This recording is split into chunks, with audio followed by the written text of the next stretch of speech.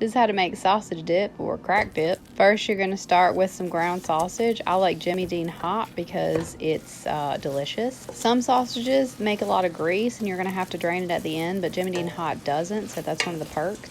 As you brown the meat, break it up into little pieces.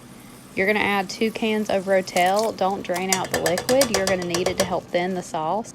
Otherwise, with the cream cheese, it's going to be thicker than my hind parts.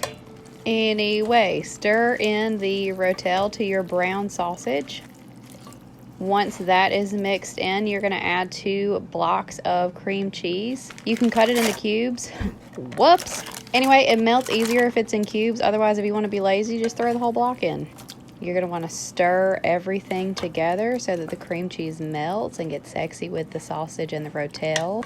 As you can see here, it is somewhat coming together. And once the cream cheese melts, it's going to look something like this. It's only 3 ingredients.